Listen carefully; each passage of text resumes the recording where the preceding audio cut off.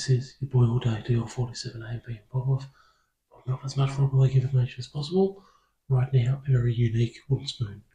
Newcastle Knights 2005 wooden spoon.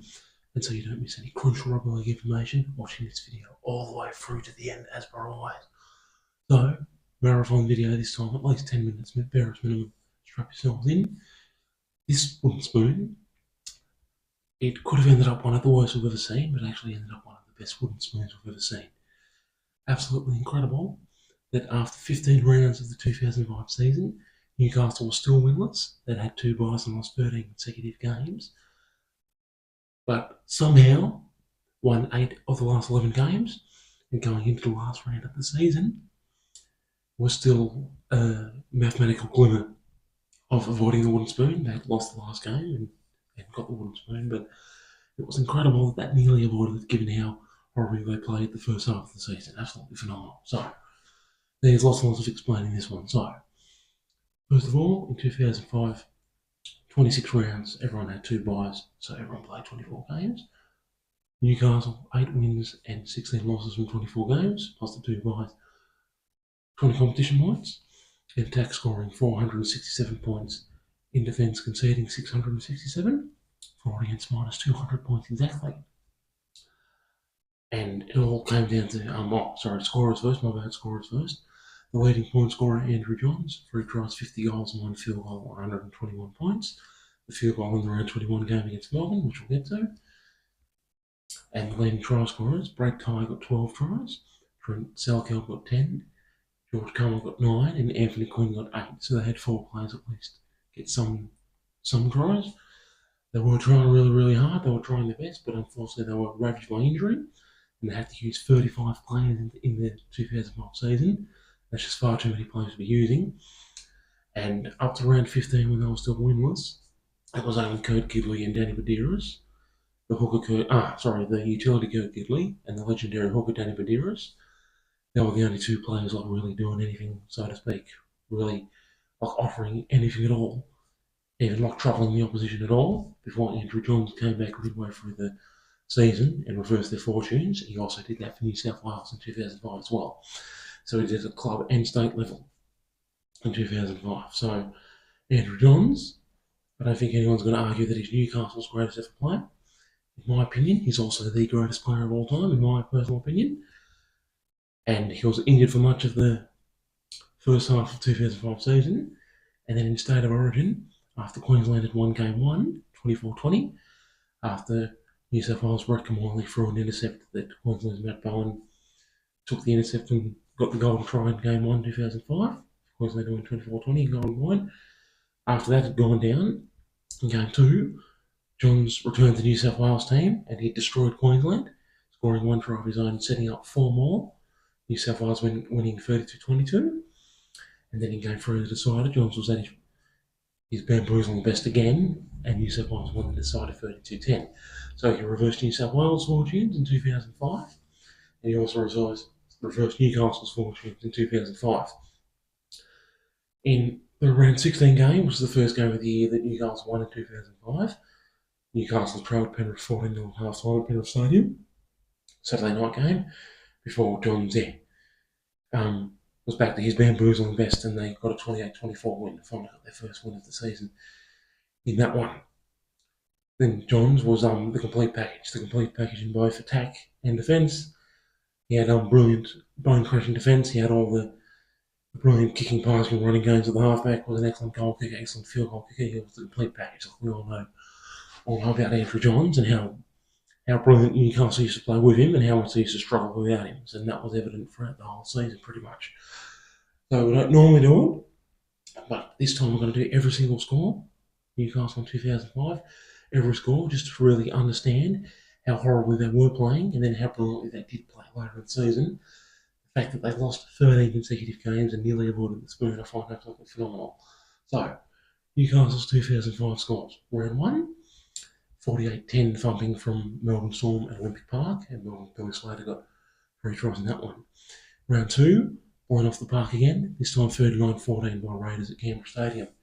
Round 3 they had a bye, and round 4 blown off the park again by Jonathan First and Matt Bowen, Ty Williams, Matt Singh, And Co. destroyed by Cowboys 52-18 up at Dairy Farm Stadium in round 4. Ouch, 52-18 in round 5 2005. Particularly humiliating in my opinion. 37-12 lost to South Sydney at Gosford Stadium. South Sydney, one of the other wooden spoon contenders at the time, and South only avoided the 2005 wooden spoon because they won a few games near the end of the year, which I've mentioned in their wooden spoon videos already. In round 6, finally Newcastle got to play their first home game, and Johns was at his brilliant best, and Newcastle led Warriors 26 points to 6 before tragedy struck and Johns suffered a broken jaw.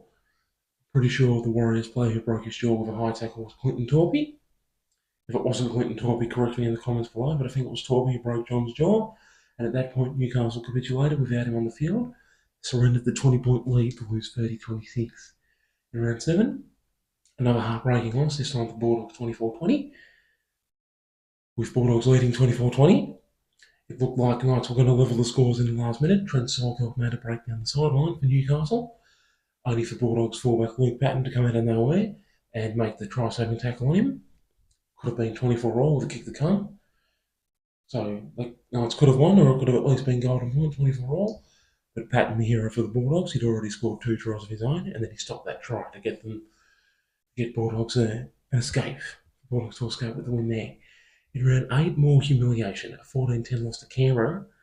Canberra were missing no less than 11 first-grade players for that one. And Newcastle unable to beat a reserve-grade Canberra Raiders, which I find extremely humiliating. Extremely humiliating. In round 9, not a single try, a 32 points to 2 thumping from Sydney Roosters at the old Sydney Football Stadium, a penalty goal only. In round 10, a 32-16 loss to West Tigers in Newcastle.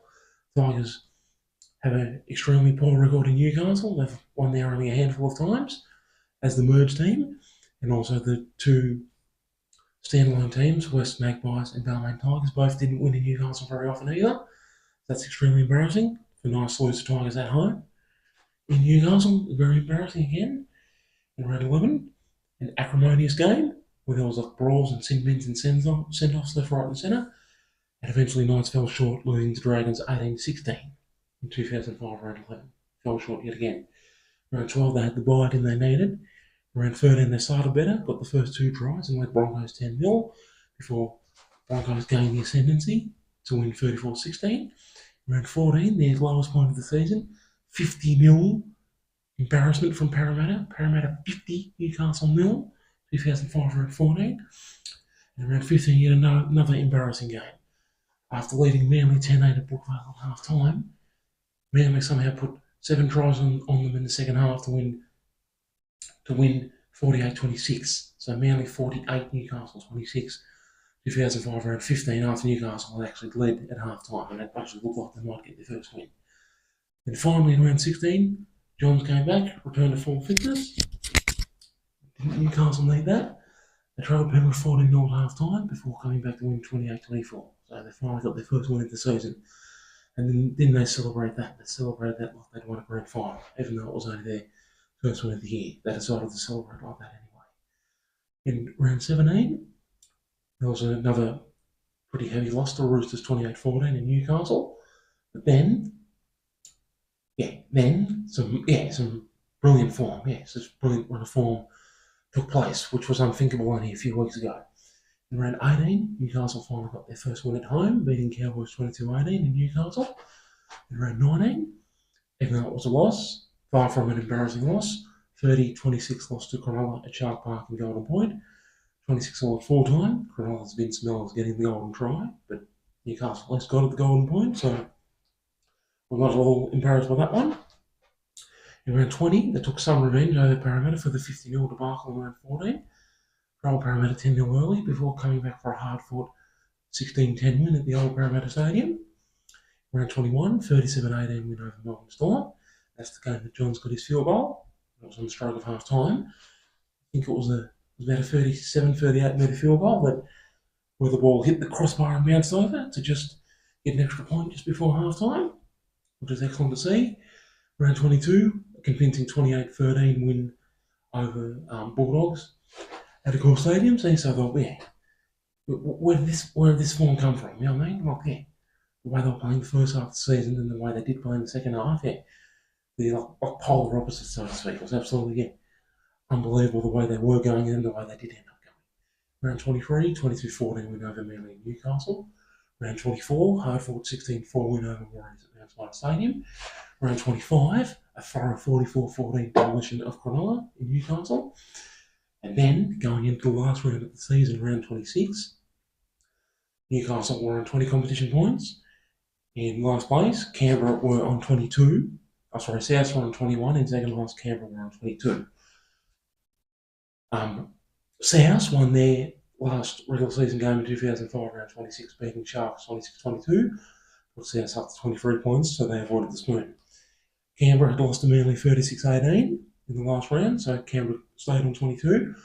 So Newcastle, going into the last game of the season against Dragons, if they could beat Dragons by 52 points, they will go to 22 competition points and make up the for and against, and go ahead of Canberra and give Canberra the spoon.